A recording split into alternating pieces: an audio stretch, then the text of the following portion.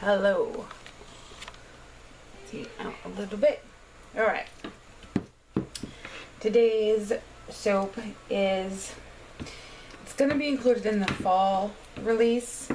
It's not your traditional autumn scent. This one's like a berry, which kind of is. I wanted to have something that the festivals we're doing in particular. I wanted to have something that would be liked by people who aren't necessarily into the whole, pumpkin apple-esque fall sense. But berries, of course, too, are also reminiscent of autumn. Some of them, anyway. So this one's going to be called Knottingwood. And it is a blend of a black raspberry vanilla fragrance oil. So if you're a black raspberry vanilla fan, you're going to really like this one, because that's about half of the blend. And then it's also got some other fallish berries like huckleberry, blackberry, that sort of thing. And then I also added some teak wood into the blend to give it a little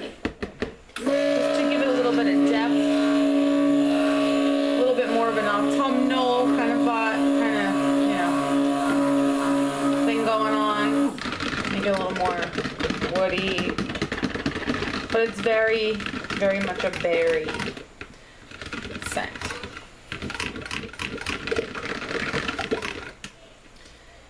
My plan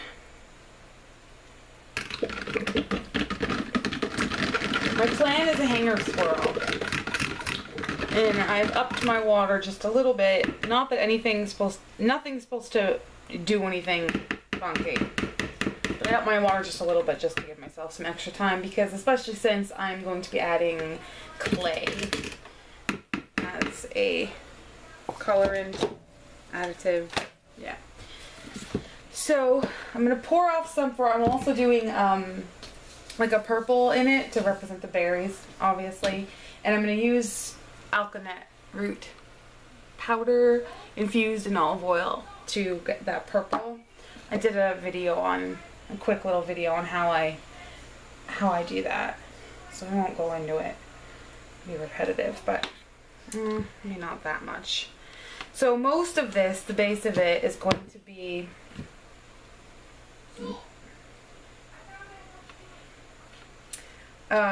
a tannish green, not a green, an earthy-ish green. I'm using a combination of Australian olive green clay, which, even though it's called olive green clay, I learned very quickly it's not green.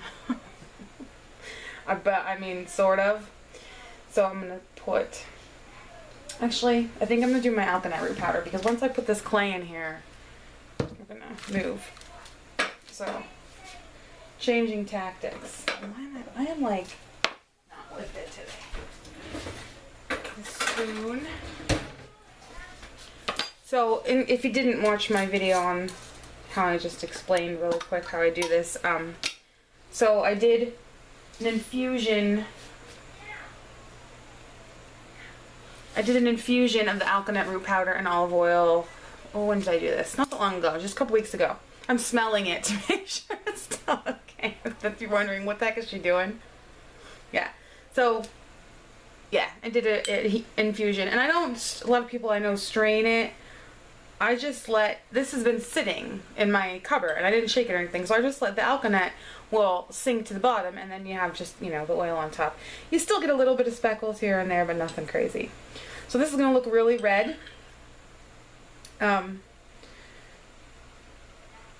Yeah, it's going to look really red. It will make the batter look purple, as you'll see in a second. Within a few hours of being in the mold, it is going to look pink. And for the first probably 2 days or so, it looks really pink. So if you've never used it and you try it, don't freak out over that. It goes purple within, mine does, my recipe anyway, my soap. You'll start to see it changing from that, not pink, what am I saying? See, I look at this and I see that it's pink, and then I say, oh, it's gonna look pink, and then, no. It looks blue. Blue. So it looks red here. It'll look blue within a few hours of being in the mold, and for the first like 2 or 3 days, and then it goes purple. So that's good for that, except for needing some, it's fragrance oil. So I'm gonna hold off on that till last. Okay, so that's it for that. I'm just gonna get rid of this so I don't spill it and make a mess. That will be a big stainy red mess. So now I'm going to do Australian olive green clay, and since it's not actually green, I'm going to add comfrey leaf powder, which again, I mean, it's green for sure, but it's a subtle, earthy, natural looking green. It's not the kind of green you're going to get from like a green oxide or mica. Not even close. Nothing like that. It's very earthy. We shall see in a moment. Get this all mixed in here.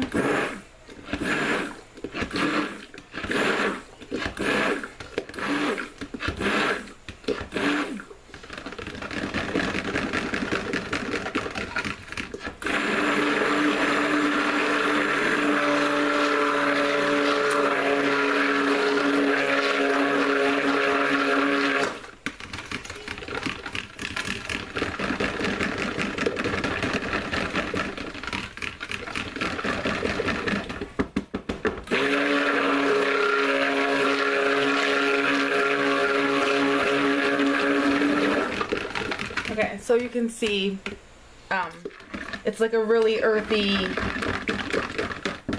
almost mud, a mud green. It's good though for,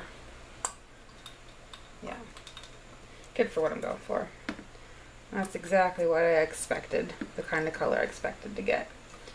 And interestingly enough, I mean, I always look up the components of my fragrance when I always look up the individual fragrances on the supplier's site to see if they say if it's, if it's going to accelerate or discolorate, or discolorate. Yeah, that's a word. Discolor. And I was fully expecting this one too, because black raspberry vanilla. Interestingly enough, the black raspberry vanilla fragrance oil has no vanilla in it. I found that amusing.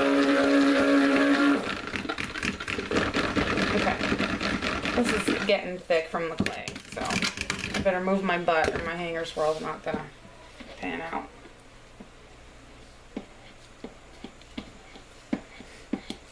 We'll just improvise if not. It'll still be okay. We'll find out in a minute. Just clean this off.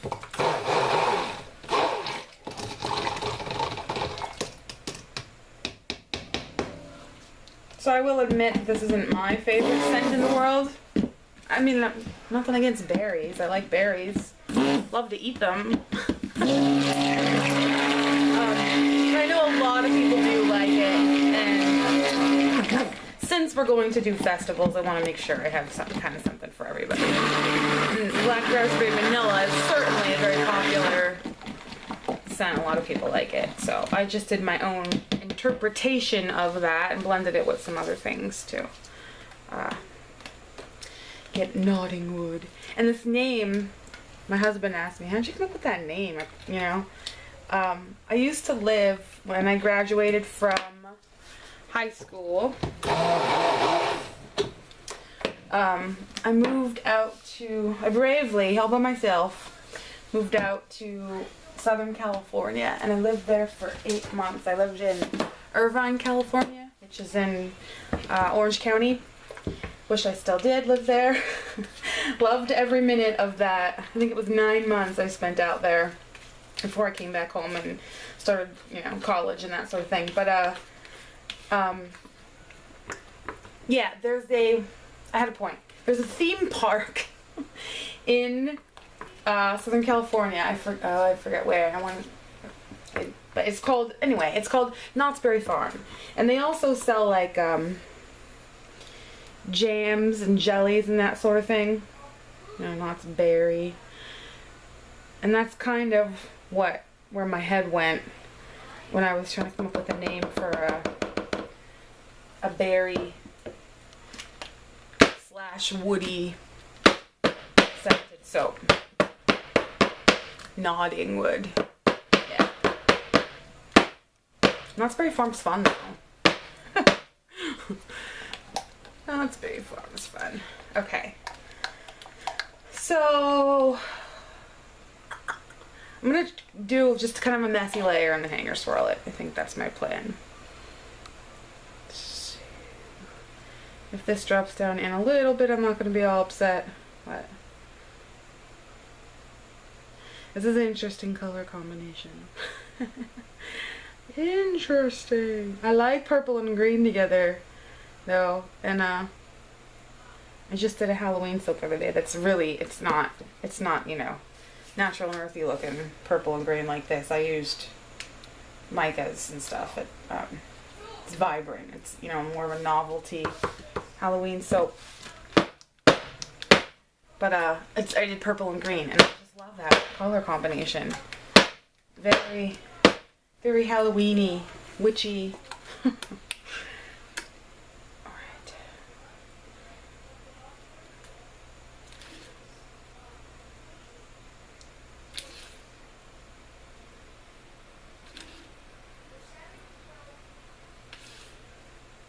The teak wood in the background of this makes it really nice.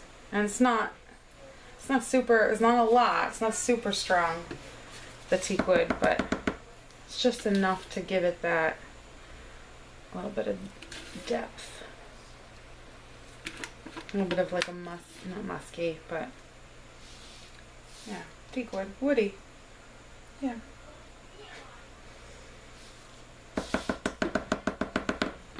So I'm gonna get all this out, I think, do my hanger, and then splatter the rest of the purple on top.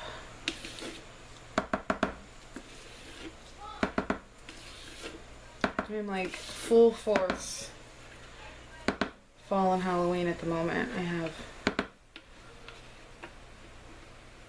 lots to do. I have lots planned out. Yesterday I was working on scent blending for the few that I had ideas for that I hadn't fully figured out their scent yet. So that's what I worked on yesterday. And figured out all the color and design elements for each one. Printed out their recipes. Got it all ready. So now I have a little pile of recipes of soaps to get made. And then a majority of them will have lotions to go along with it. And some will also have perfume oil to match. If that's your thing. Hold on one second.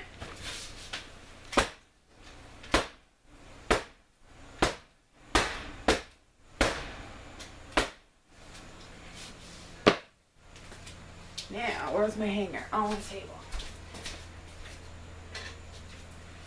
Okay. Alrighty. Okay.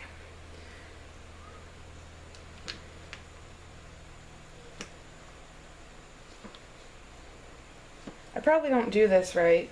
I just do it how, I don't know. I just do it. Whatever. Not going for a specific swirl inside. Just want it to swirl. That's all. Everybody, I'm in a couple different soaping groups on Facebook, which is fun. And everybody's doing this. There must have been a video by somebody. Soap Queen TV, Soaping 101. Somebody must have done a video recently about how to do the secret feather swirl. Is that what it's called? Everybody in the group is doing it and posting pictures, and I'm like, dang. So try my hand at that one day. Today is not that day.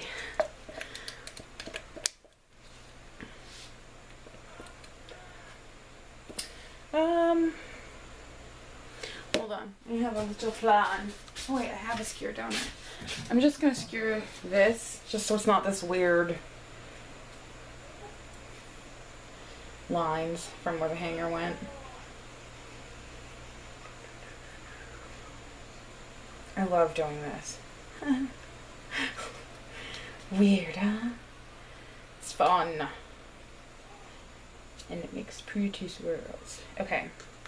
Now I'm gonna just attempt, and I don't know, everybody else does this so well when they do it, and mine doesn't look right. I want like a splattery top. See, I end up with like blobs.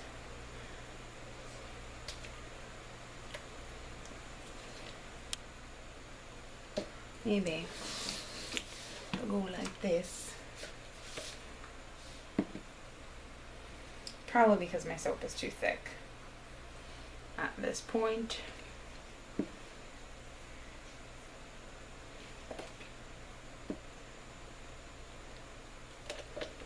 Oh, there's a lot of soap left in here. Ah, it's because I have the water. Yeah, that's what happens. Well, the top's not going to be the way I wanted. It's just not. That's okay. Let's plan B it here. Plan B. There's always a plan B. Well, not necessarily called a plan. It's a think quick and come up with a plan B at the spur of the moment. I need to watch videos of somebody doing a splattery top. Pay more closer attention. Because I don't know. I was not good at it. I really like it, and I think it's a cool, I have it written down that that's how I want a couple of the designs for a few of my Halloween ones to be, because I think it's a cool, cool design for a creepy Halloween soup. So, I think we'll do this kind of spiel first. I move this out, give it just a little more evenly, so I don't have bars of soap that are too big. I'll do one of these jobbers.